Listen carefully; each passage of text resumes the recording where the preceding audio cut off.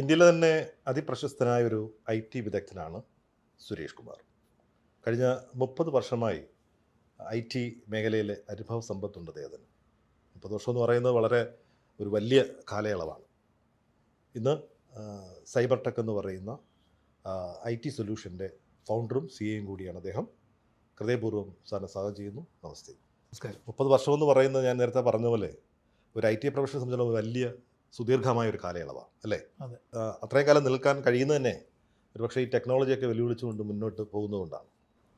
പക്ഷേ അത്ഭുതം തോന്നുന്ന ഒരു കൗതുകം തോന്നുന്നൊരു കാര്യം എന്താണെന്ന് വെച്ചാൽ, ഒരു 30 വർഷം മുമ്പ് ഈ ഐ ടിയെക്കുറിച്ച് ചിന്തിക്കുമ്പോൾ നമുക്ക് സ്വപ്നം പോലും കാണാൻ പറ്റാത്തൊരിടമായിരുന്നു. കമ്പ്യൂട്ടറൊക്കെ വന്നു തുടങ്ങിയ കാലം. അന്ന് ഈ കമ്പ്യൂട്ടർ പഠിക്കണമെന്നും അല്ലെങ്കിൽ അതിൻ്റെ ഒരു സാധ്യതകളുണ്ടെന്നും ഒക്കെ എങ്ങനെ തോന്നിയതാണ് എന്നത് ഇപ്പോൾ ആലോചിക്കുമ്പോൾ ഒരു അത്ഭുതമുണ്ട്. ശരിക്കും എന്താണെന്ന് സംഭവിച്ചത്? അത് സംഭവിച്ചെന്ന് പറഞ്ഞാൽ ഞാൻ യാദൃശ്ചികമായിട്ട് തന്നെയാണ് ഈ ഐ ടി എന്നുള്ള മേഖലയിലേക്ക് അല്ലെങ്കിൽ പഠിക്കാനുള്ള സാഹചര്യത്തിലേക്ക് വരാനുള്ള കാരണം. ഞാനന്ന് MES കല്ലടി കോളേജിൽ, മണ്ണാർക്കാട് MES കല്ലടി കോളേജിൽ, പാലക്കാട് മണ്ണാർക്കാട് MES കല്ലടി കോളേജിൽ എൻ്റെ കോഴ്സ് ഞാൻ ഡിഗ്രി BSc മാത്തമാറ്റിക്സ് ചെയ്തുകൊണ്ടിരിക്കുമ്പോൾ അന്ന് യൂണിവേഴ്സിറ്റിയുടെ ഗ്രാൻഡ് കിട്ടി കോളേജിൽ 2 കമ്പ്യൂട്ടറുകൾ പ്രദർശനത്തിന് വരികയാണ്. അപ്പോൾ അന്നത് ക്യൂ നിന്ന്, കോളേജ് ഉച്ചയ്ക്ക് ശേഷം അവധി നൽകി ക്യൂ നിന്ന് ഞങ്ങളെല്ലാവരും കൂട്ടുകാർ കൂടിയിട്ട് 2 കമ്പ്യൂട്ടർ കാണാം. അപ്പോൾ ഈ ICUലോ ഒക്കെ കയറി കിടക്കുമ്പോൾ നമുക്ക് കാണുന്ന പോലെ ഒരു ഗ്രീൻ ലൈറ്റൊക്കെ കാണുന്ന കുഞ്ഞ് സ്ക്രീനും അങ്ങനെ 2 മോണിറ്റർ തുറന്നു വെച്ചിട്ടുണ്ട്. ഞങ്ങളിങ്ങനെ വരിയിൽ നടന്ന് കമ്പ്യൂട്ടർ കണ്ടുപോയി. അന്ന് മനസ്സിൽ കോറിയിട്ട ഒരു മോഹമാണ് എനിക്കിതെന്താ പഠിക്കണമെന്നുള്ളത്. അതിനുശേഷം ഈ 2 കമ്പ്യൂട്ടറുകളെ കോളേജിൻ്റെ ലാബിലേക്ക് മാറ്റി, കമ്പ്യൂട്ടർ ലാബിലേക്ക്.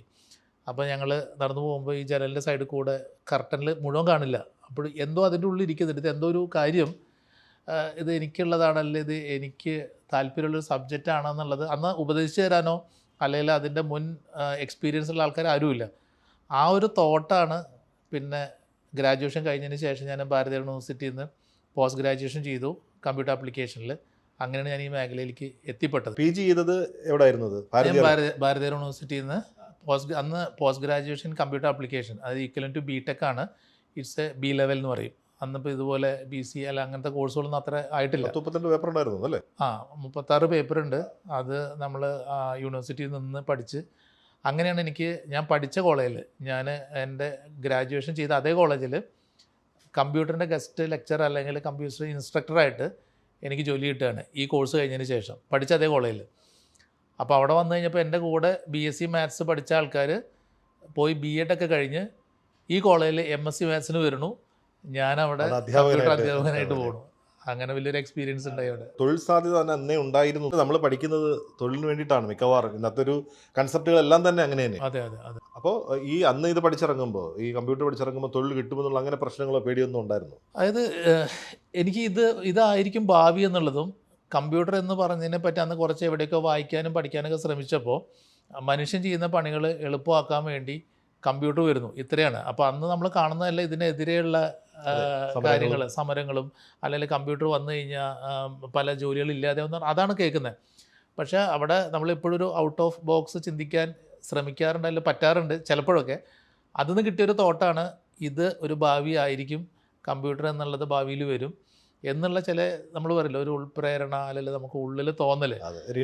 അതെ. പിന്നെ അന്ന് പാരൻസും തന്നെ ഞാനിത് പഠിക്കാൻ പോകണമെന്ന താല്പര്യം പറഞ്ഞപ്പോൾ അന്നൊക്കെ കഷ്ടപ്പാടുകളുണ്ട് നമുക്ക്. ഈവൻ ചിലപ്പോൾ അന്ന് അതിനുള്ള ആ കോഴ്സിന് അടയ്ക്കാനുള്ള ഫീസ് പോലും അമ്മയുടെ ആഭരണങ്ങൾ പണയം വെച്ച് പോയിട്ടുണ്ട്.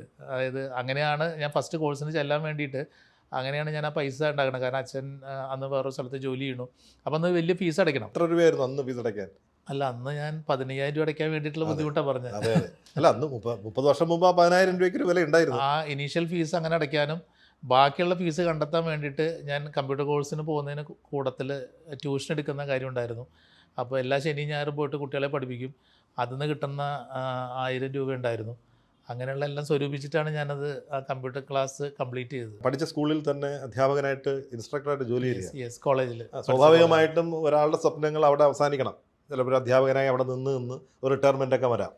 പക്ഷെ അവിടെ നിന്നില്ല. ഇന്നിപ്പോൾ ഇൻ്റർനാഷണലി തന്നെ ഒരുപാട് കമ്പനിയുടെ അതിൻ്റെ ഒരു IT അഡ്വൈസറാണ് താങ്കൾ. അപ്പോൾ അതിലേക്കൊക്കെ വളർന്നിരിക്കണമെങ്കിൽ നേരത്തെ പറഞ്ഞ ഇടത്ത് നിന്നാൽ പോരാ. പക്ഷെ അവിടെ നിന്നൊരു വളർച്ച അല്ലെങ്കിൽ ഇതല്ല ഇതിന് അപ്പുറത്തേക്ക് ഒരു വഴിയുണ്ടെന്ന് തോന്നിയത് എപ്പോഴാണ്? അത് പല സാധ്യതകൾ. ഒന്നുള്ളത് നമുക്കതിൻ്റെ സാധ്യത ഇല്ല എന്നുള്ള ചില മനസ്സിലാക്കലുണ്ടായി. കാരണം ഞാൻ കോഴ്സ് കഴിഞ്ഞിട്ട് എനിക്കൊരു ഇൻ്റർവ്യൂ കിട്ടിയത് BPL-ലായിരുന്നു. അന്ന് BPL വളരെ പ്രചാരത്തിൽ വളരെ പോപ്പുലറായിട്ട് നിൽക്കുന്ന ഒരു കാലഘട്ടം. എൻ്റെ അച്ഛൻ അവിടെ അന്ന് സെക്യൂരിറ്റി സൂപ്പർവൈസറായിരുന്നു. അച്ഛൻ ആർമിയിൽ നിന്ന് റിട്ടയർഡായിട്ട് BPL-ൻ്റെ സെക്യൂരിറ്റി സൂപ്പർവൈസറായിരുന്നു. അപ്പോൾ എൻ്റെ അടുത്ത് പറഞ്ഞു BPL നമുക്കൊരു ജോലി നോക്കാമെന്ന് പറഞ്ഞാൽ ഇൻ്റർവ്യൂവിന് പോയി 19 പേരുണ്ടായിരുന്നു. ഇൻ്റർവ്യൂ കഴിഞ്ഞിട്ട് എന്നെ റിജക്റ്റ് ചെയ്തു. കാരണം എനിക്ക് ടൈപ്പിംഗ് സ്പീഡില്ല. അന്ന് കമ്പ്യൂട്ടർ എന്ന് പറഞ്ഞു കഴിഞ്ഞാൽ ടൈപ്പ് റൈറ്ററുടെ സ്ഥാനത്ത് ഒരു DTP ഓപ്പറേറ്റർ എന്നുള്ളതാണ് അന്നത്തെ ഒരു കമ്പ്യൂട്ടർ എന്ന് പറയുമ്പോൾ കൂടുതലും വരുന്നത്. അപ്പോൾ എനിക്ക് ടൈപ്പ് റൈറ്റിംഗ് അറിയാത്തതുകൊണ്ടും ഞാൻ പ്രോഗ്രാമിങ്ങിലാണ് കൂടുതൽ നോക്കിയിരുന്നത്. അപ്പോൾ അങ്ങനെ റിജക്റ്റ് ചെയ്തു. ആ റിജക്റ്റ് ചെയ്ത് പോന്നപ്പോഴൊക്കെ എൻ്റെ ഉള്ളിൽ വീണ്ടും അടുത്ത നല്ലൊരു ഘട്ടത്തിലേക്ക് എത്തണം എന്നുള്ള ശ്രമങ്ങളുണ്ടല്ലോ. ആ ശ്രമങ്ങൾ കാരണം ഇൻസ്റ്റിറ്റ്യൂട്ടിൽ നിന്ന് പഠിപ്പിച്ച് കഴിഞ്ഞ് കഴിഞ്ഞാൽ അതൊരു വലിയൊരു എക്സ്പീരിയൻസ് ആയിട്ട് വരില്ല.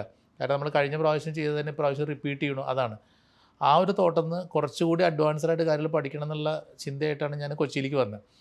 ഇപ്പോൾ ഞാൻ ഈ BPL-ൻ്റെ കാര്യം പറയുമ്പോൾ അതിനുശേഷം ഞാൻ 25 വർഷത്തിന് ശേഷം ഞാൻ BPL-ൻ്റെ കൺസൾട്ടൻ്റായിട്ട് എഗ്രിമെൻറ്റ് സൈൻ ചെയ്തു.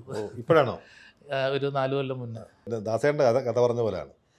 ആകാശവാണിയിൽ ശബ്ദങ്ങളിലെന്ന് പറഞ്ഞ് പോയ ആൾ പിന്നീട് നമ്മുടെ ഗന്ധർവ ശബ്ദം ഉയർത്തി ഇന്നും നിൽക്കുന്നു എന്ന് പറഞ്ഞ പോലെ BPL-ൽ നിന്ന് ആദ്യം റിജക്റ്റ് ചെയ്ത ആൾ പിന്നീട് അതിൻ്റെ കൺസൾട്ടൻ്റായിട്ടല്ലേ നിയമിതനാകുന്നത്. അതൊക്കെ നമുക്ക് ഇൻസ്പിറേഷൻ ആയിരുന്നു. കാരണം ഇങ്ങനെ കിട്ടുന്ന ഓരോ ഓപ്പർച്യൂണിറ്റിയും നോ എന്ന് പറയുമ്പോൾ നമ്മൾ പറയുമല്ലോ എല്ലായിടത്തും ന്യൂ ഓപ്പർച്യൂണിറ്റി പോലെ കണ്ട് അതിനെ എങ്ങനെ കടക്കാം, അതിൻ്റെ അപ്പുറത്തോട്ട് കടക്കാം എന്നുള്ള ശ്രമങ്ങളായിരുന്നു. അപ്പം അവിടുന്ന് കൊച്ചിയിലേക്ക് വന്നു. കൊച്ചി വന്നിട്ട് അത് കോളേജിൽ പഠിപ്പിക്കാൻ ഞാൻ 3 വർഷത്തോളം കോളേജിലുണ്ടായിരുന്നു. ആ കാലഘട്ടത്തിൽ കോളേജിൻ്റെ കുറേ ഓട്ടോമേഷൻ കാര്യങ്ങളൊക്കെ ചെയ്തു. കോളേജിൻ്റെ ഒരു ഭാഗം പോലെ എല്ലാവരും നിൽക്കാൻ പറ്റി. ഈവൻ എൻ്റെ അനിയനെ പഠിപ്പിക്കാൻ പറ്റി. അനിയൻ ഞങ്ങളൊരു 4 വയസ്സിൻ്റെ വ്യത്യാസമുള്ള. അപ്പോൾ അനിയൻ BSc മാത്തമാറ്റിക്സ് ഫിസിക്സ് പഠിക്കുമ്പോൾ അതിൻ്റെ ഒരു പേപ്പർ കമ്പ്യൂട്ടർ സയൻസാണ്. അപ്പോൾ അവനെയും പഠിപ്പിക്കേണ്ടി വന്നു, കൂട്ടുകാരെ പഠിപ്പിക്കേണ്ടി വന്നു. അങ്ങനെ കൂടി അവിടെ നിന്നപ്പോൾ എനിക്ക് തോന്നി കുറച്ചുകൂടി എക്സ്പ്ലോർ ചെയ്യണം. അപ്പോൾ അന്ന് നോക്കുമ്പോൾ കൊച്ചിയും കോഴിക്കോടൊക്കെയാണ് നമ്മുടെ മുന്നിൽ വിദേശ രാജ്യങ്ങളെ പോലെ ഏറ്റവും പുറത്തുള്ള സ്ഥലം. കാരണം ഞാൻ നാട്ടിൽ നിന്ന് എവിടെ അങ്ങനെ മാറി നിന്നിട്ടില്ല. അങ്ങനെ ഞാൻ കൊച്ചിയിൽ ഒരു ഇൻസ്റ്റിറ്റ്യൂട്ടിൽ ഇൻസ്ട്രക്ടറായിട്ടാണ് ആദ്യം ജോയിൻ ചെയ്യുന്നത്. ആ ഇൻസ്റ്റിറ്റ്യൂട്ട് ഒരു റൂമായിരുന്നു. ആ റൂമിൻ്റെ ഉള്ളിൽ തന്നെയായിരുന്നു അന്ത്യോർക്കും അവിടെ തന്നെയായിരുന്നു എൻ്റെ താമസമൊക്കെ അതിൻ്റെ ഉള്ളിൽ തന്നെ. ഞാനിപ്പോഴും ഓർക്ക് ആ ഒരു ഓപ്പർച്യൂണിറ്റിയാണ് എനിക്ക് കൊച്ചിയിലേക്ക് വന്ന് എനിക്കൊരു സാധ്യത കിട്ടിയത്. അവിടെ നിന്നിട്ട് ഞാനൊരു 6 മാസത്തോളം ആ ഇൻസ്റ്റിറ്റ്യൂട്ടിൽ വർക്ക് ചെയ്തു. പക്ഷേ അതിലൊരു 3 മാസം കഴിഞ്ഞപ്പോൾ എനിക്ക് തിരിച്ചു പോകണം എന്നുള്ളത്. കാരണം എനിക്കൊരു രീതിയിൽ അഡ്ജസ്റ്റ് ചെയ്യാൻ പറ്റുന്നില്ല. ഞാൻ ആദ്യമായിട്ടാണ് വീട്ടിൽ നിന്ന് മാറി ഒരു സ്ഥലത്ത് നിൽക്കുന്ന ഭക്ഷണം എല്ലാ രീതിയിലും മറ്റെല്ലാം അമ്മ ഒരുക്കി തരും, നമ്മളത് ഉപയോഗിച്ച് അങ്ങനെ ഒരു ശീലത്തിൽ നിന്ന് മാറി. അങ്ങനെ ഞാനൊരു ദിവസം തിരിച്ച് പോകാൻ തീരുമാനമെടുത്തു. കാരണം അന്ന് കയ്യിൽ ഫോണില്ല, വീട്ടിൽ ലാൻഡ് ഫോൺ പോലും ഇല്ല. അപ്പോൾ അടുത്ത വീട്ടിൽ വിളിച്ചിട്ട് അമ്മയും അച്ഛനും അവിടെ വന്നിട്ടാണ് ഞാൻ സംസാരിക്കല്. അപ്പോൾ അങ്ങനെ തിരിച്ചു പോകാൻ തീരുമാനമെടുത്ത്, അതായത് പറ്റാത്തതുകൊണ്ടെന്ന് പറഞ്ഞാൽ ഒരു രീതിയിൽ എനിക്ക് അഡ്ജസ്റ്റ് ചെയ്യാൻ പറ്റുന്നില്ല. അങ്ങനെ വീട്ടിലേക്ക് വിളിച്ചിട്ട് ഞാൻ പറഞ്ഞു അമ്മേനൊന്ന് വിളിക്കണം. അപ്പോൾ ഒരു 10 മിനിറ്റ് വെയിറ്റ് ചെയ്യുമ്പോൾ അമ്മ തിരിച്ചു വരും. അങ്ങനെയാണ് ഫോൺ ചെയ്യാറ്. അപ്പോൾ STD ബൂത്തിൽ നിൽക്കുമ്പോൾ STD ബൂത്തിൽ ഒരു മിസ്റ്റർ ബൈജു എന്ന് പറഞ്ഞ ഒരാളുണ്ട്. അപ്പോൾ ബൈജു ചോദിച്ചു, എന്താ ചേട്ടാ ആകെ ഡൗൺ ആണല്ലോ? അപ്പോൾ ഒന്നുമില്ലൂടെ, ഞാൻ തിരിച്ചു പോകാനുള്ള പ്ലാനിൽ അമ്മേനെ വിളിച്ച് വിവരം പറയാനാണ്. അപ്പോൾ ചേട്ടനൊക്കെ ഭ്രാന്താണ്. കാരണം ഇത്രയും സൗകര്യങ്ങളിൽ ഇത്രയും നല്ലൊരു AC റൂമൊക്കെ ഉള്ളൊരു ഇതിൽ നിങ്ങൾക്ക് നിൽക്കാൻ പറ്റണം, എന്നിട്ട് നിങ്ങളത് വേണ്ടാന്ന് ചോദിക്കണം. ഞാനിവിടെ STD ബൂത്തിൽ രാത്രി വന്ന് നിൽക്കണത് പകൽ മുഴുവൻ വെൽഡിങ് പണിക്ക് പോകും. എന്നിട്ട് രാത്രി കിടക്കാൻ റൂം എടുത്തു കഴിഞ്ഞാൽ അതിന് 400 രൂപ വാടക കൊടുക്കണം. അത് ഒഴിവാക്കാനാണ് ഞാൻ STD ബൂത്തിൽ രാത്രി വന്നിരിക്കണത്. 2 മണിക്ക് ശേഷം എനിക്ക് ഇവിടുത്തെ ബെഞ്ചിൽ കിടക്കാം, ഇവരുടെ ബാത്റൂം യൂസ് ചെയ്ത് എനിക്ക് കുളിച്ച് രാവിലെ ജോലിക്ക് പോകാം. അപ്പോൾ ചേട്ടനൊക്കെ സുഖസൗകര്യം കൂടിയതിൻ്റെ അഹങ്കാരമാണെന്ന് പറഞ്ഞു. അപ്പോഴത്തേക്ക് അമ്മയെ വിളിക്കേണ്ട ടൈമായി. അപ്പോൾ അമ്മ വിളിച്ചു ചോദിച്ചു, എന്തേ വിളിച്ചത്, നീ ഇന്നലെ വിളിച്ചല്ലേ ഉള്ളൂ? അപ്പോൾ ഞാൻ പറഞ്ഞു ഒന്നുമില്ല, വെറുതെ വിളിച്ചാൽ. അതെൻ്റെ ഒരു വലിയ ട്വിസ്റ്റായിരുന്നു. കാരണം ബൈജുവിനെ പിന്നെ ഞാൻ കണ്ടിട്ടില്ല. ഞാൻ അന്വേഷിക്കാൻ നോക്കി, കാരണം അന്ന് നമ്പറുകളൊന്നും കൈ കിട്ടാൻ വഴിയില്ല. ഇപ്പോൾ ബൈജു എവിടെ ഉണ്ടെന്ന് വിചാരിക്കണം. പക്ഷേ ബൈജുവിൻ്റെ രൂപത്തിൽ ചിലപ്പം ദൈവത്തിൻ്റെ ശബ്ദമായിരിക്കും കേട്ടത് അല്ലേ? അങ്ങനെ സംഭവിക്കാമല്ലോ. ആ ബൈജു ഇത് കേൾക്കുന്നെങ്കിൽ എവിടെ എന്തെങ്കിലും കേൾക്കുന്നുണ്ടെങ്കിൽ ഞാൻ എപ്പോഴും അത് പറയാറുണ്ട്. എപ്പോഴും അത് എൻ്റെ ഉള്ളിൽ ഇൻസ്പയർ ചെയ്തിരുന്നെങ്കിൽ ഒന്ന് ബൈജുവിനെ കാണണം. കാരണം ആൾ പാലക്കാട്ടുകാരനാണെന്ന് അറിയാം, പക്ഷേ ഇപ്പോൾ എവിടെയാണെന്നുള്ളത് അറിയില്ല. അങ്ങനെ തിരിച്ച് അവിടെ ചെന്നിട്ട് ഞാൻ തീരുമാനിക്കുക, എനിക്കറിയാത്ത കാര്യങ്ങളൊക്കെ പഠിക്കണം, ഇവിടെ തന്നെ നിന്ന് എനിക്ക് അടുത്ത ലെവലിലേക്ക് മാറണം എന്നുള്ള ആ ഒരു സ്പിരിറ്റാണ് എല്ലാം ഇന്ന് കാണുന്നില്ല. അന്ന് ഞാൻ ഭാരത് യൂണിവേഴ്സിറ്റിയിൽ നിന്ന് അന്ന് പഠിച്ചതല്ലാതെ ഇന്ന് ഞാൻ ഈ 30 വർഷം ഉള്ള ജേണിയിൽ എല്ലാം സ്വന്തം പഠിച്ച സ്വയം കാലഘട്ടങ്ങൾക്ക് മാറുന്നതിനനുസരിച്ച് എന്താണോ ടെക്നോളജി വരാൻ പോകുന്നത് അത് പഠിക്കാനും കൂടെ ഒരു കൂട്ടം ആൾക്കാരെ അത് പഠിപ്പിച്ച് കൂടെ നിലനിർത്താനും നോക്കാറുണ്ട്. അന്ന് ഒരു ടൈപ്പ് റൈറ്ററിൻ്റെ ഒരു സ്ഥാനം ഉണ്ടായിരുന്നു. അതെ അതെ ഇന്ന് AI പോലെയുള്ള ഏറ്റവും ആധുനിക സാങ്കേതിക വിദ്യയൊക്കെ വന്നു കഴിഞ്ഞു. അതെ അപ്പോൾ ഈ ടെക്നോളജി എല്ലാം ഈ സംഭവം ഈ പരിണാമങ്ങളെല്ലാം കണ്ട ആളാണ്. നമ്മൾ പണ്ട് കമ്പ്യൂട്ടറിൽ അസംബിൾ ചെയ്ത് ഞാൻ എറണാകുളത്തുനിന്ന് കമ്പ്യൂട്ടർ അസംബിൾ ചെയ്ത് ഇവിടുന്ന് ബസ്സിന് പോകുമ്പോൾ ഒരു കമ്പ്യൂട്ടറും ബസ്സിൽ അതും കൊണ്ടാണ് പോവുക. കാരണം മണ്ണാർക്കാട് ആർക്കെങ്കിലും കമ്പ്യൂട്ടർ വേണമെങ്കിൽ നമ്മൾ കൊച്ചിയിൽ നിന്ന് പാർട്സ് വാങ്ങി അസംബിൾ ചെയ്യും. അപ്പോൾ ഞാനും അനിയനും അന്ന് ഞങ്ങൾ രണ്ടാളും കൊച്ചിയിലുണ്ട്. അപ്പോൾ ഞങ്ങളൊരു റൂം എടുത്ത് താമസിക്കുമ്പോൾ പകൽ ജോലിക്ക് പോകുന്നുണ്ട്, വൈകുന്നേരങ്ങൾ അന്ന് നമ്മൾ ചെറിയ എൻ്റർപ്രണർഷിപ്പ് സ്റ്റാർട്ട് ചെയ്തു. അതായത് ഇവിടെ നിന്നുള്ള പാർട്സുകളെല്ലാം വാങ്ങി നമ്മൾ കമ്പ്യൂട്ടർ അസംബിൾ ചെയ്ത് അങ്ങനെ ഞങ്ങൾ 10 കമ്പ്യൂട്ടർ വരെ അസംബിൾ ചെയ്ത് ഒരു ഇൻസ്റ്റിറ്റ്യൂട്ട് കൊടുക്കുന്ന രീതിയിലേക്കൊക്കെ അന്നത്തെ കാലഘട്ടത്തിൽ ചെയ്യാൻ പറ്റിയിട്ടുണ്ട്. അപ്പോൾ ഇതിൻ്റെ എല്ലാ വശങ്ങളും, അതായത് ഒരു കമ്പ്യൂട്ടർ ഹാർഡ്വെയർ തൊട്ട് അതിൻ്റെ പ്രോഗ്രാമിങ്, ഞാനൊരു 6 വർഷത്തോളം ഡെവലപ്പറായിട്ട് ഒരു കമ്പനി ഹെഡ് ചെയ്ത് വർക്ക് ചെയ്തിട്ടുണ്ട്. അപ്പോൾ ഡെവലപ്മെൻറ്റിനെ പറ്റി അറിയാൻ പറ്റിയിട്ടുണ്ട്, സോഷ്യൽ മീഡിയ പറ്റി, ഡിജിറ്റൽ മാർക്കറ്റിംഗ് ആയിക്കോട്ടെ, അതിൻ്റെ എല്ലാ വശങ്ങളും, സൈബർ സെക്യൂരിറ്റി ആയിക്കോട്ടെ, എല്ലാ മേഖലകളും കൂടെ ഈ കഴിഞ്ഞ 10-30 വർഷത്തിനുള്ളിൽ എനിക്ക് മനസ്സിലാക്കാൻ പറ്റി. പല വലിയ കോർപ്പറേറ്റുകളുടെ കൂടെ വർക്ക് ചെയ്യാൻ പറ്റി. മുത്തൂറ്റ് പോലെയുള്ള, ചെമ്മണ്ണൂർ, മുത്തൂറ്റ്, മരക്കാർ പോലെയുള്ള സ്ഥാപനങ്ങളുടെ CIO CTO പ്രൊഫൈലിൽ വർക്ക് ചെയ്തു. അപ്പോൾ ഒരു വലിയൊരു നെറ്റ്വർക്ക്, വലിയൊരു 10, 200, 300 IT ആൾക്കാരുള്ള ഒരു സ്ഥാപനത്തിൽ അവരെ ഹെഡ് ചെയ്ത് വർക്ക് ചെയ്യുമ്പോൾ കിട്ടിയ എക്സ്പീരിയൻസ്. കൂടാതെ SAP എന്ന് പറയുന്ന SAPൻ്റെ ഒരു പ്രോജക്റ്റിൽ 5 കൊല്ലത്തോളം ഉണ്ടായിരുന്നു. അപ്പോൾ ഇതെല്ലാം എനിക്ക് കിട്ടിയ അനുഭവ സമ്പത്ത് എന്ന് പറഞ്ഞു കഴിഞ്ഞാൽ ഇത്രയും നല്ല സ്ഥാപനങ്ങളുടെ കൂടെ വർക്ക് ചെയ്യാൻ പറ്റി എന്നുള്ളതാണ്. അമ്മയുടെ സ്വർണ്ണാഭരണം വിറ്റിട്ടാണ്, പിന്നെ പണയം വെച്ചിട്ടാണ് അല്ലേ പഠിക്കാനുള്ള സൗകര്യം ഉണ്ടാകുന്നത്. ഈ പണയം ഉരുപ്പടികൾ എടുത്തു കൊടുക്കുന്ന സന്ദർഭം ഓർമ്മയുണ്ടോ? ഉരുപ്പടി എടുത്തു കൊടുത്തു. അതുകൂടാതെ അമ്മയ്ക്ക് ഈ പറഞ്ഞ പോലെ ആദ്യത്തെ ശമ്പളത്തിൽ നിന്നാണ്. ആദ്യത്തെ ശമ്പളം വന്നപ്പോൾ തികയില്ലല്ലോ, കുറേ മാസത്തെ ശമ്പളം വന്നപ്പോഴാണ് അതൊക്കെ എടുത്തു കൊടുക്കാൻ പറ്റി. കൂടാതെ അമ്മേനെയും കൂട്ടി അനിയനെയും ഞങ്ങളും എല്ലാ അച്ഛനൊക്കെ ആയിട്ട് ഇവിടെ വന്ന് കൊച്ചിയിൽ താമസിക്കുക, അവർക്ക് വേണ്ട സാധനങ്ങളൊക്കെ വാങ്ങിച്ചു കൊടുക്കാൻ പറ്റുക, അതൊക്കെ ഭയങ്കര സന്തോഷമുള്ള കാര്യമായിരുന്നു. അപ്പോൾ ആ ആഗ്രഹങ്ങൾ സാധിപ്പിച്ചു കൊടുക്കാൻ വേണ്ടി സാധിക്കുക എന്നുള്ളതും, പിന്നെ എനിക്ക് എൻ്റെ നാട്ടിൽ നിന്നുകൊണ്ട്, അതായത് നാട്ടിലെന്ന് പറയുമ്പോൾ കേരളത്തിൽ നിന്നുകൊണ്ട് ഇവിടെയുള്ള എല്ലാ കാര്യങ്ങളും അനുഭവിച്ചും അറിഞ്ഞും തന്നെ എനിക്ക് എൻ്റെ ഒരു പ്രൊഫഷൻ സെറ്റ് ചെയ്യണമെന്നായിരുന്നു മനസ്സിലാഗ്രഹം. അതൊരു പരിധിവരെ അച്ചീവ് ചെയ്യാൻ പറ്റിയെന്നുള്ളതാണ് എൻ്റെ വിശ്വാസം. കാരണം എനിക്കിവിടെ നടക്കുന്ന പൂരങ്ങളും ഇവിടെ നടക്കുന്ന ആഘോഷങ്ങളും ഇവിടെ നടക്കുന്ന എല്ലാ കാര്യങ്ങളും അറിയുകയും വേണം. എന്നാൽ ഏറ്റവും നല്ലൊരു പ്രൊഫഷനിൽ ഞാൻ പഠിച്ച മേഖലയിൽ ചെയ്യാനും സാധിക്കണം. ഇതായിരുന്നു മനസ്സിൽ ഇട്ടൊരാഗ്രഹം. ഞാൻ കൊച്ചിയിൽ വന്നിട്ടൊരു 2 വർഷം കഴിഞ്ഞപ്പോൾ എനിക്ക് പുറത്തോട്ട് ദുബായിലേക്ക് പോകാൻ വേണ്ടിയിട്ട് അന്നൊരു ഓപ്പർച്യൂണിറ്റി കിട്ടി. അപ്പോൾ ഇൻ്റർവ്യൂ കഴിഞ്ഞു, എല്ലാ സെലക്ഷനൊക്കെ കഴിഞ്ഞ് ഇവർ വിളി തുടങ്ങി. ഈ തൊട്ടടുത്ത വീട്ടിലെ നമ്പറാണ് കൊടുത്തിരിക്കണേ വിസ കാര്യങ്ങളൊക്കെ ചെയ്യാൻ. അപ്പോൾ ഞാൻ ഇൻ്റർവ്യൂവിന് പോയതൊക്കെ ഇത് പഠിക്കാൻ വേണ്ടി, എന്താണ് പ്രോസസ്സ് എന്ന് അറിയാൻ വേണ്ടി. ഞാൻ പോകാൻ ഉദ്ദേശമില്ല. പിന്നെ ഞാൻ പറഞ്ഞു കോൾ എടുക്കണ്ട, അല്ലെങ്കിൽ ഞാൻ സ്ഥലത്തില്ല എന്ന് പറഞ്ഞു മാറ്റി പറയാൻ പറഞ്ഞു. അപ്പോൾ അതൊക്കെ എന്ന് വെച്ചാൽ എനിക്ക് അങ്ങനെ ഇവിടുന്ന് വിട്ടുപോകാൻ ആഗ്രഹമില്ല, നാട്ടിൽ തന്നെ കൂടണം എന്നുള്ളതാണ്. അങ്ങനെ നാട്ടിലൊരു പരിധിവരെ നിൽക്കാനും എല്ലാവരുടെയും കൂടെ നിന്നുകൊണ്ട് പ്രൊഫഷണലി നമ്മളൊരു പൊസിഷനിലേക്ക് വരണം, അല്ലെങ്കിൽ നമുക്കൊരു ഐഡൻറ്റിറ്റി ഉണ്ടാക്കണം, നമ്മൾ ചെയ്യുന്ന കാര്യങ്ങൾ യുണീക്കായിരിക്കണം, അതിലേക്ക് എത്തിക്കാൻ പറ്റിയെന്നുള്ളതാണ് എൻ്റെ ഒരു സന്തോഷം എന്ന് പറഞ്ഞത്. അതാണ്. എന്തായാലും നമ്മളൊരു ഈ പറഞ്ഞ ഇടത്തുനിന്ന് മറ്റിടത്തേക്ക് യാത്ര ചെയ്യുമ്പോൾ ഈ വെല്ലുവിളികൾ ഭയങ്കര പ്രതിസന്ധികൾ ഉണ്ടായിട്ടുണ്ടോ ഈ ജീവിതത്തിനിടയിൽ? ആ സമയത്ത് എപ്പോഴെങ്കിലും പ്രതിസന്ധികൾ ഒരിടയ്ക്കൊക്കെ, കാരണം പണ്ട് നമുക്ക് ഇവിടെ നാട്ടിൽ IT ജോബ് എന്ന് പറഞ്ഞാൽ ഒരുപാട് ഇൻകം കിട്ടുന്ന ജോലിയൊന്നും ആയിരുന്നില്ല. അതായത് കമ്പ്യൂട്ടർ പഠിപ്പിക്കാം, ചെറിയ ജോലികളാണ്. അപ്പോൾ നമ്മുടെ കൂടെയുള്ള ആളുകൾ അതിൽ കൂടുതൽ ശമ്പളം വാങ്ങുന്ന രീതിയിൽ അവർ വളർന്നു പോകുമ്പോൾ നമുക്ക് പ്രതിസന്ധികൾ ചിലപ്പോൾ വീട്ടിൽ നിന്നാണെന്നാണെങ്കിലും ഈ ഒരു പ്രൊഫഷനെ കൊണ്ട് രക്ഷപ്പെടാൻ പറ്റുമോ എന്നുള്ള ചോദ്യം വരും. അന്നുണ്ടായിരുന്നു അങ്ങനല്ലേ? തീർച്ചയായിട്ടും. ഞാൻ ശമ്പളത്തിൽ ജോലി ചെയ്യുന്ന ഒരു സ്ഥലത്തുനിന്ന് വേറൊരു സ്ഥാപനത്തിലേക്ക് മാറിയപ്പോൾ ശമ്പളത്തിനാണ് എന്ന് പറഞ്ഞ് ജോലി അവിടെ മാറി എത്തിക്കഴിഞ്ഞതിന് ശേഷം പറഞ്ഞു ചെയ്യുന്ന ജോലിക്കുള്ള ഒരു പോർഷനായിരിക്കും കിട്ടുക എന്ന് പറഞ്ഞു. അതായിരിക്കും സുരേഷിന് നല്ലതെന്ന് പറഞ്ഞ് ഒരാൾ എന്നെ ഉപദേശിക്കും. ഞാൻ അതിലേക്ക് മാറുകയും ചെയ്തു. പക്ഷേ 2-3 മാസത്തോളൊരു വരുമാനമില്ല. അപ്പോൾ ഞാനാകെ വിഷമിച്ച് എന്താ ചെയ്യേണ്ടതെന്ന് അറിയാതെ ഉള്ളൊരു സാധനം വിട്ടു, ഇവിടെ എത്തിയില്ല. അപ്പോൾ വീട്ടിലേക്ക് പോകുന്നതൊക്കെ കുറച്ചു. അങ്ങനെ എന്നെ കാണാതെ ഇപ്പോൾ അച്ഛൻ ഒരു ദിവസം അന്വേഷിച്ച് ഇവിടെ വന്നു കഴിഞ്ഞപ്പോൾ ഞാൻ ഈ സ്ഥാപനത്തിന് മുകളിൽ ഒരു റെസ്റ്റോറൻറ്റിൽ ഇങ്ങനെ ഇരിക്കുക. അപ്പോൾ അതിൽ അച്ഛന് ഭയങ്കര വിഷമമായി. കാരണം ഞാൻ പൊതുവേ ഒരു ക്ലീൻ ഷേവതൊക്കെ നടക്കുന്നതാണ്. അപ്പോൾ അങ്ങനെയൊന്നും ഇല്ലാതെ ഇരിക്കണ എൻ്റെ രൂപം കണ്ടപ്പോൾ എന്താ പറ്റിയേ എന്നൊക്കെ പറഞ്ഞ് ഞാൻ പറഞ്ഞു ഒന്നുമില്ല, വിഷയങ്ങളൊന്നുമില്ല, മാനേജബിളാണ്. ആ സ്ഥാപനത്തിൽ കാരണം അവിടെ ആരെങ്കിലും നമ്മളെ അന്വേഷിച്ച് വരണം, എന്നാലാണ് നമുക്ക് ആ വർക്ക് നമ്മൾ അസൈൻ ചെയ്യുക. എന്നെ ആർക്കും അറിയില്ല, ആരും എന്നെ അന്വേഷിച്ച് വരുമില്ല. അങ്ങനെ 3 മാസം അവിടെ വെയിറ്റ് ചെയ്തു എന്നെ ആരെങ്കിലും അന്വേഷിച്ച് വരാൻ. ഒരു ദിവസം അവിടെ ഞാനിപ്പോൾ ഓർക്കുന്നുണ്ട്, റോയ് എന്ന് പറഞ്ഞൊരു സുഹൃത്തുണ്ട്. റോയ്ക്ക് എപ്പോഴും കോളാണ്, റോയിനെ എല്ലാവരും അന്വേഷിച്ച് വരും. ഒരു ദിവസം റോയ് ലീവ് എടുത്തു. റോയ് ലീവ് എടുത്തപ്പോൾ റോയ് ചെയ്യേണ്ട പണി ചെയ്യാൻ വേറെ ആളില്ല. അപ്പോൾ ഫസ്റ്റ് വിളി അവിടെ നിന്ന് വരിക, സുരേഷ് ഉണ്ടോ എന്ന്. ആ വിളി ഒരു സ്റ്റാർട്ടിങ് ആയിരുന്നു. പിന്നെ കുറേ സുരേഷ് വിളികൾ അവിടുന്ന് വരുത്താൻ സാധിച്ചു. അങ്ങനെ വെല്ലുവിളികൾ പലതും നേരിട്ടിട്ടുണ്ട്. അതായത് ഒരു കയറ്റം കയറി ഞാൻ നാട്ടിൽ ജോലി കിട്ടി കോളേജിൽ, അത് റിസൈൻ ചെയ്ത് കൊച്ചിയിൽ വന്നു. അപ്പോൾ നമ്മൾ വിചാരിച്ചു അടുത്ത സ്റ്റെപ്പ് കയറി. ഇങ്ങനെ സ്റ്റെപ്പ് കയറിയിട്ട് പിന്നെ വലിയ ഇറക്കം ഇറങ്ങിയിട്ടുണ്ട്. ആ ഇറക്കാണ് ഇപ്പോൾ നേരത്തെ പറഞ്ഞത്.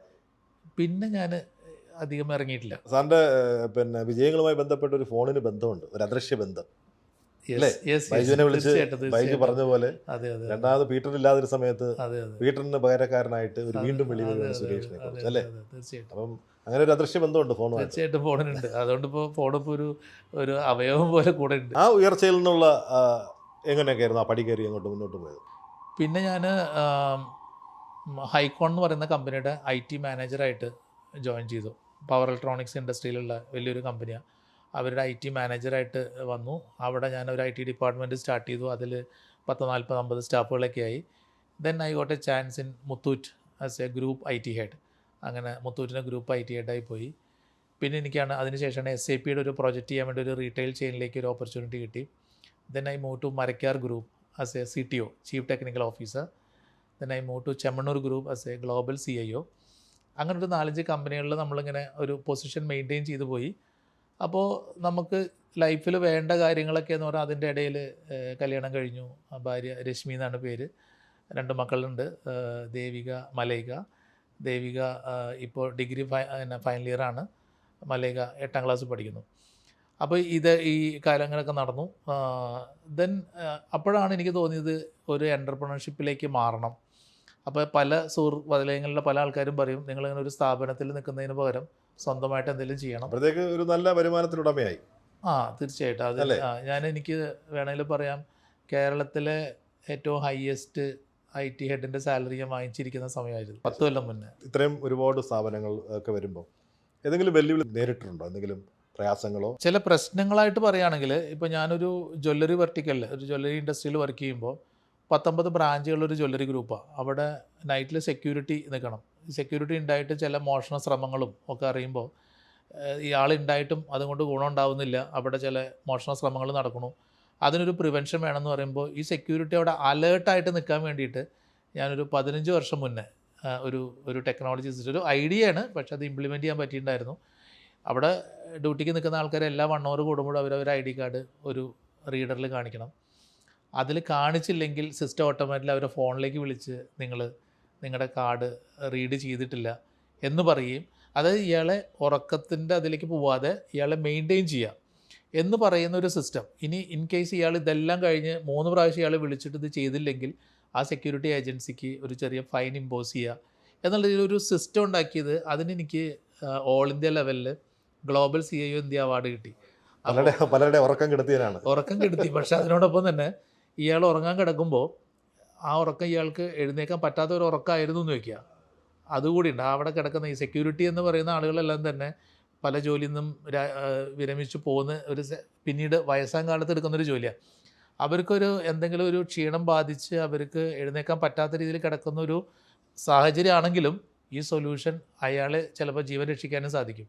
അങ്ങനെയാണ് എനിക്ക് ആ ഒരു റെക്കഗ്നേഷനിലേക്ക് വന്നത്. മേജർ കോൺട്രിബ്യൂഷൻ എന്ന് പറഞ്ഞാൽ എന്തെങ്കിലും സ്വന്തമായിട്ട് ഏതെങ്കിലും ഇതണക്ക് കണ്ടെത്തലുകൾ ഉണ്ടായിട്ടുണ്ടോ? ഒരു കാലഘട്ടത്തിൽ നമ്മൾ ഈ അഡ്വക്കേറ്റ്മാർക്ക് എല്ലാവർക്കും തന്നെ ഷോർട്ട് ഹാൻഡ് അറിയുന്ന ആൾക്കാരെ വേണം, നോട്ട് എഴുതാൻ സ്റ്റെനോ വേണം.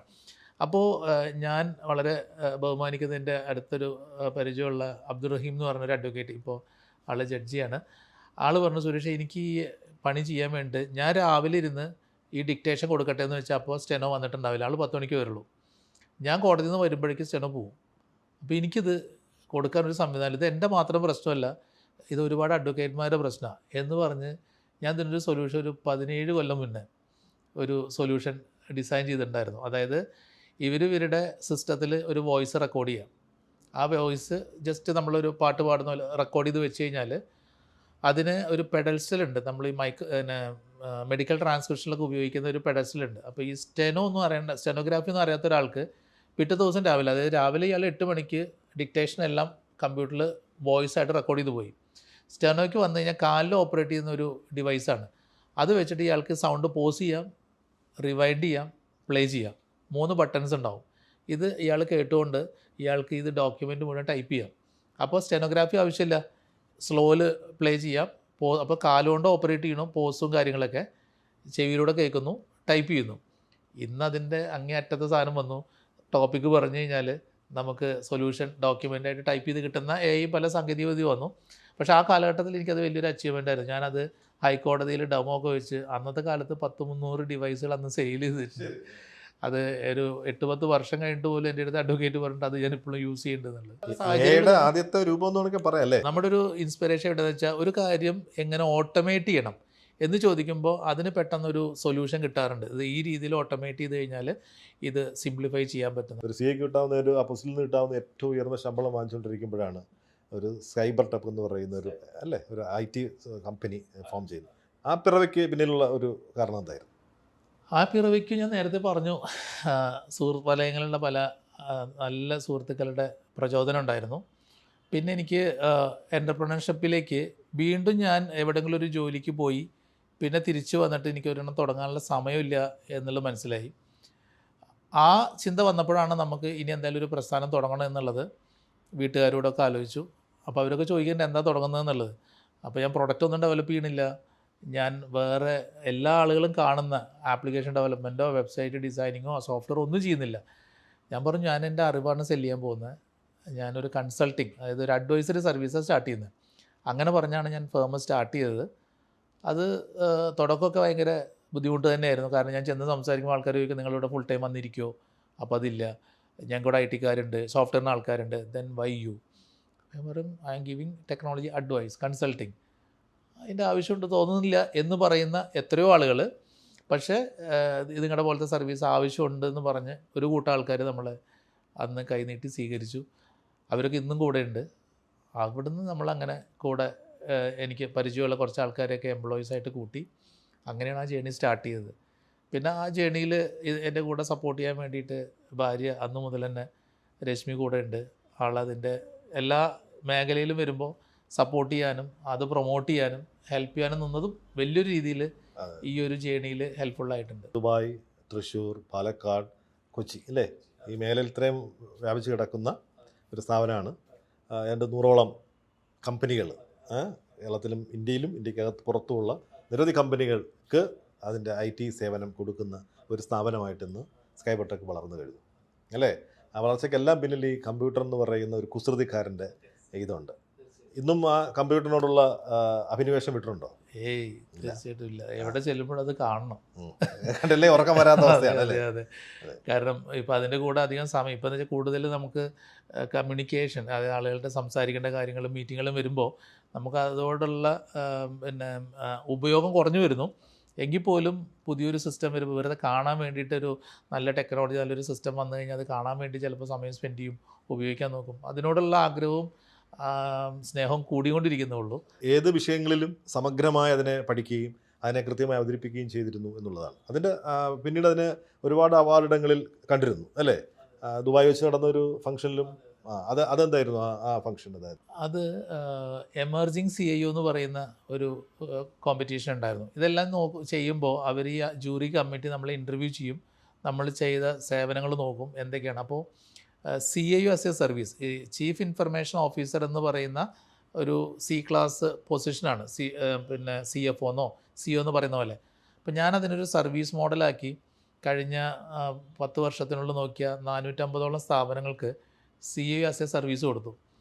ആ ഒരു കാറ്റഗറിയിലാണ് എനിക്ക് ദുബായിൽ വെച്ചിട്ടുള്ള ഒരു റെക്കഗ്നേഷൻ കിട്ടിയത്. ഫ്യൂച്ചർ CIO ഇന്ത്യ അവാർഡ് എന്ന് പറഞ്ഞ് IT നെക്സ്റ്റ് നടത്തുന്ന ഒരു ഓൾ ഇന്ത്യ ലെവലൊരു അവാർഡുണ്ട്. അത് 2013 ആണ് എനിക്ക് കിട്ടുന്നത്. എനിക്ക് തോന്നുന്നു അതിന് മുന്നേ ആരും കേരളത്തിൽ നിന്ന് ആരും വാങ്ങിയിട്ടില്ല. അതിനുശേഷം ഒരു 10-15ഓളം റെക്കഗ്നേഷനുകൾ പല രീതികളിലായിട്ട് വന്നു. ഈ കാലത്തിടയിൽ ഒരുപാട് പേർ സഹായിക്കുകയും പ്രചോദനമായിട്ടുള്ളവരും ഉണ്ടാവും. നേരത്തെ പറഞ്ഞ ബൈജു പോലും ഒരു വലിയ പ്രചോദനമാണ്. പറഞ്ഞാൽ നമ്മളെ ഒരു ഘട്ടത്തിൽ നമ്മളെ മാറ്റം അറിയിക്കുന്ന ഒരു ഇതാണ്. പീറ്ററിൻ്റെ അസാന്നിധ്യം ഒരു വലിയ ഇതാണ്. അതുപോലെ ഒരുപാട് പേരുണ്ടായിരിക്കണം ജീവിതത്തിൽ. ആരൊക്കെയാണ് അങ്ങനെയാണെങ്കിൽ? അല്ല, ഈ ബിസിനസ് മേഖലയിലേക്ക് വരാൻ വേണ്ടിയിട്ട് ഇൻഫ്ലുവൻസ് ചെയ്ത ഒരുപാട് ആൾക്കാരുണ്ട്. കാരണം ഞാൻ ഒരിടയ്ക്കൊക്കെ പല പ്രാവശ്യം ഞാൻ പറഞ്ഞിട്ട് ഞാൻ ഒരിക്കലും ഒരു ബിസിനസ്സുകാരനാവില്ല. ഇപ്പോഴും ഞാൻ ബിസിനസ്സുകാരെന്ന് പറയുന്നില്ല. ഞാൻ എൻ്റെ കമ്പനിയിലെ ഏറ്റവും കൂടുതൽ ജോലി ചെയ്യുന്ന ആളാണ്. ഏറ്റവും ആദ്യം പണി തുടങ്ങി വൈകുന്നേരം ഏറ്റവും അവസാനം പണി അവസാനിപ്പിക്കുന്ന എംപ്ലോയി തന്നെയാണ്. അപ്പോൾ ബിസിനസ് കമ്മ്യൂണിറ്റിയിൽ വന്നു കഴിഞ്ഞപ്പോൾ എല്ലാ ദിവസവും ഞാൻ ഇൻട്രാക്ട് ചെയ്യണത് പല ബിസിനസ് ആൾക്കാരുമായിട്ടാണ്.